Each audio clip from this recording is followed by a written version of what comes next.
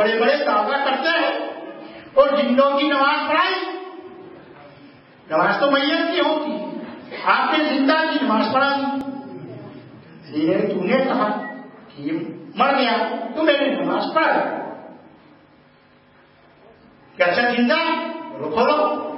تو جیسے ہی جنازہ کھولا گیا اٹھایا گیا تو اس کو اٹھا دو گے وہ تو مر گئے. نہیں بھائی نماز جنازے تھی نا، چلے لگا علی تو مر گیا. علی والا آپ ہی نے تو کہا تھا کہ نماز جنازہ پڑھاؤ، یہ مر گیا نماز جنازہ پڑھائی. اب تم کہہ رہے ہو زندہ ہے. اب غلطی کا احساس ہوا. اب لوگوں نے کہا کہ ہماری غلطی ہو گئی، ہم تو اس کی مخالفت میں آئے تھے. پھر علی کے پیروں پر گر کر معافی مانگی، یا علی غلطی ہو گئی. تو علی نے فرمایا کہ روح کہاں سے آتی ہے، روح کس سے آتی ہے؟ کہا اللہ کے امر سے. کہا ہم اولی الامر ہے، ہم اللہ کے امر ہیں. تو آپ کو بلا وجہ الزام لگانے کی غرض سے زندہ کو لائے تھے اور وہ میت ہو گئی. تو اولی الامر علی ابن ابی طالب اللہ کے امر ہیں. اب معافی مانگی گئی علی سے اور پھر کہا یا علی اس کو زندہ کر دیجیے. پھر علی نے دعائے کلمات کہے اور حکم دیا کہ کن اٹھ. علی کے حکم سے تو پھر وہ اٹھا، وہ میت زندہ ہو. تو قرآن تو دعویٰ کرتا ہے کہ جس میت پر سورہ حمد پڑھی جائے وہ میت کھڑی ہو جائے. تو یہ دعویٰ قرآن ثابت کرے گا اور اس دعوے کو عمل میں لائیں گے. قرآن میں جب لوگوں کو پتا چلا کہ علی نے اس کو زندہ کر دیا تو بعض لوگوں نے مخالفت کی کہ آپ نے بلا وجہ ان کی مخالفت میں آپ گئے تھے اور علی کی مخالفت مان اللہ کو منظور نہیں ہے. پھر ایک بار اور کیا کیا لوگوں نے کہ علی نے زندہ کر دیا تو اس وقت جو لوگ تھے تو پھر ایک ترکیب اور چلی کہ تم اس کو لے آنا، میں پڑھ دوں گا وہ زندہ ہو جائے. یعنی ابھی بھی بس نہیں، کیونکہ بتانا تھا کہ ہم بھی وقت کے حاکم ہیں تو پتا نہیں کہ اول الامر کون ہے. تو پھر دوسری کسی فیملی کو لایا کہ تم اس کو جنازے میں رکھ کر لے آنا اور میں دعا دوں گا اس کو جنازہ لا کے زندہ ہو جائے. اس وقت بھی کیا ہوا کہ لوگ جنازہ اس کے پاس لے گئے جنہوں نے علی کا حق چھینا تھا، جو حاکم بنے گئے، لے گئے کہ صاحب آپ اس کو زندہ کر دیجیے. اب وہ کتنی ہی دعا پڑھتے جائے وہ زندہ ہو رہی ہے. اولو الامر تو اب یہاں بھی پھنس گئے. پھر لوگوں نے اب کیا، اب تو علی کے پاس واپس کرنا ہے. پہلے علی کے پاس گئے تھے کہ میت کی نماز پڑھاؤ اور وہ میت ہو گئی، واپس کو علی نے زندہ کیا. اب گئے کیونکہ اس کو زندہ گیا، اب وہ تو مر گیا، وہ نہیں مر گیا. پھر علی کے پاس لے گئے کہ یا علی اس کو زندہ کیجیے. اب وہ اندر سمجھ گئے. بہت سے لوگوں نے برا بلا کہا کہ تمہیں سمجھ نہیں آتی ہے اور بلا وجہ لوگوں میں اختلاف پھیلاتے ہیں. پھر علی نے دعائے کلمات کہے اور وہ میت زندہ ہو. تو ایسے ہوتے اولو الامر، روح اللہ کے امر سے آتی ہے اور علی اللہ کے امر ہے. تمام امام اللہ کے امر ہے، امام حق اللہ کے امر ہے. اور علی کی نسل میں تمام امام معصومین جو اللہ کے امر ہے اور وہی سب کچھ کر سکتے ہیں. اب بسم اللہ پر میں آپ کو بیان، بسم اللہ کی کیا فضیلت ہے.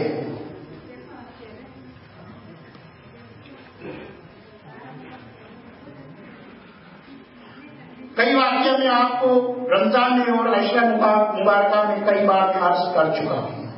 حدیث میں روایت ہے قیامت کے روز دوزخ شیر کی طرح گرائے گی. قیامت کے روز دوزخ شیر کی طرح گرائے گی اور اژدہے کی طرح پھنکارے گی. جس طرح سانپ پھنکارتا ہے اس طرح پھنکار مارے گی.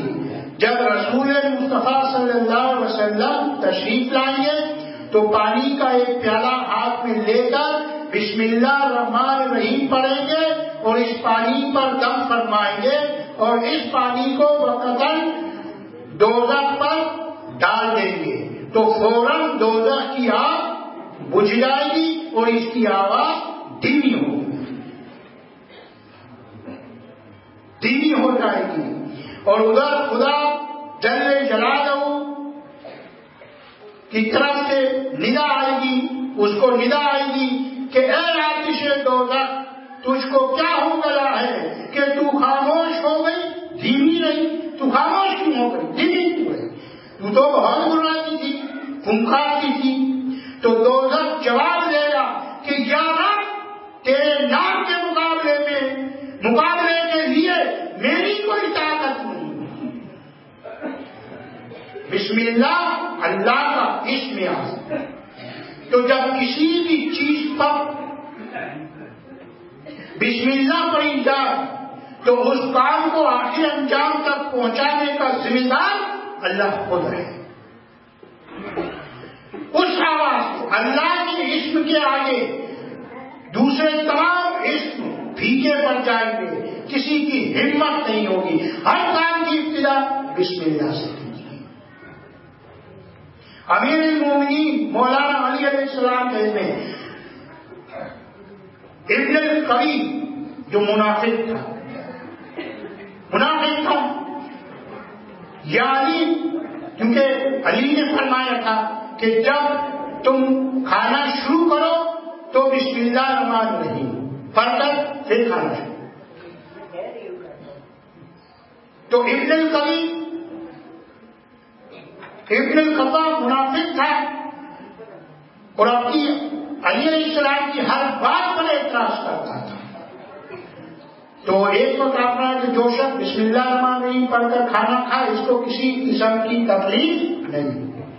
بسم اللہ پڑھ کر اگر کھانا کھایا جائے، شروع کیا جائے تو کسی بھی قسم کی تکلیف نہیں ہوگی.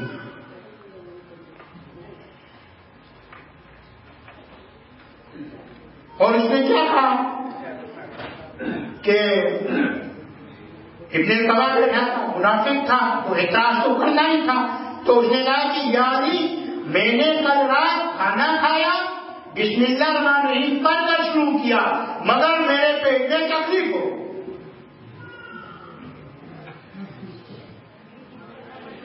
میرے پیٹ میں تکلیف ہو گئی، درد ہوا. تو آپ نے فرمایا کہ تو نے 2-3 قسم کی چیزیں کھائی. ہمارے تھائی میں جب کھانا آتا ہے تو بہت ساری چیزیں ہوتی ہے، تو ہم ایک ہی چیز پر بسم اللہ پڑھ کر کھا لیتے ہیں، دوسری چیز پر چھوڑ لیتے ہیں.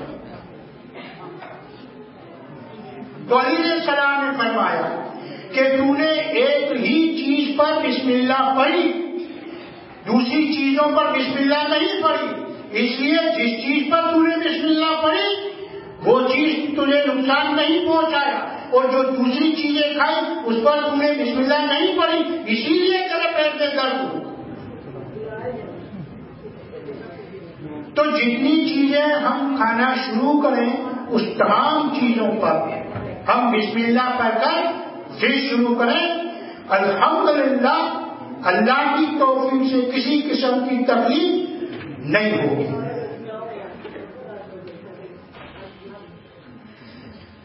رسول السلام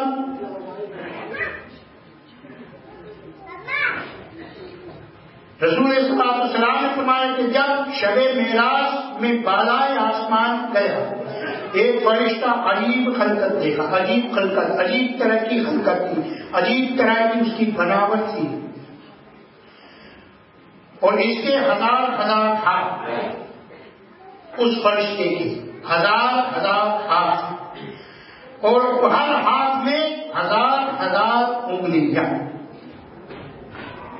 1000 ہاتھ، 1000 اور اس 1000 ہاتھ میں پھر 1000 انگلیاں، اور وہ انگلیوں پر بیٹھا کچھ حساب کر رہا تھا، اس انگلیوں پر وہ حساب کر رہا تھا۔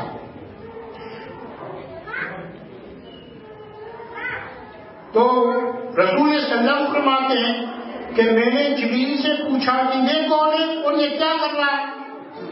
تو انہوں نے کہا کہ یہ وہ فرشتہ ہے کہ جو حق تعالیٰ نے اسے باران رحمت پر منتقل کیا ہے۔ ایک بارش ہوتی ہے تو اس کو بارش پر موکل کر دیا، اور جس قدر بارش ہوتی ہے اس کے قطروں کا حساب لگاتا ہے۔ اس وقت سے لے کر قیامت تک جتنے بارش کے قطرے جہاں بھی پوری کائنات میں ہوں گے اس کا حساب وہ کرتا ہے۔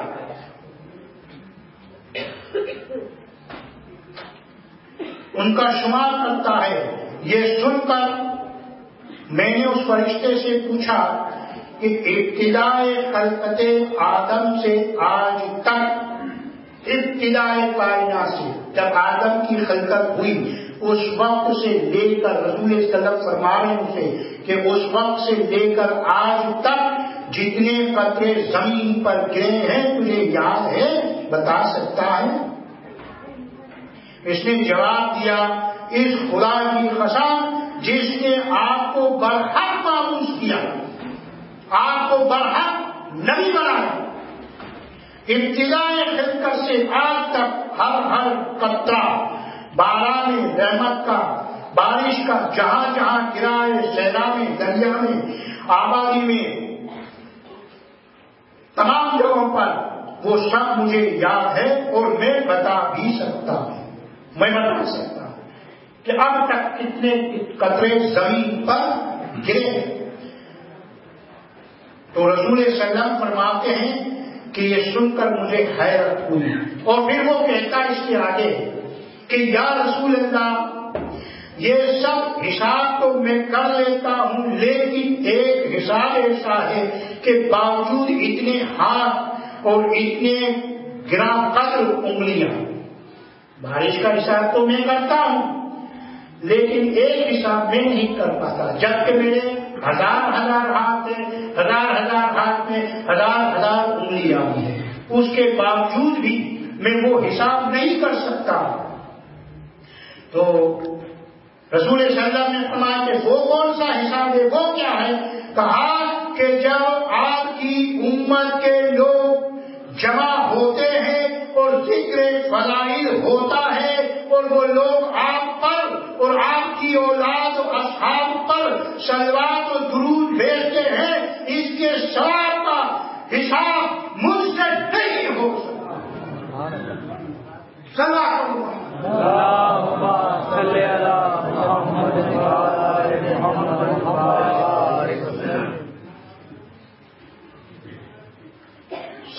کا حساب کتنا عظیم ہے، صلوات کی فضیلت کتنی عظیم ہے کہ فرشتوں کے اتنے ہاتھ اور اتنی انگلیاں ہونے کے بعد وہ درود و سلام کے ثواب کا حساب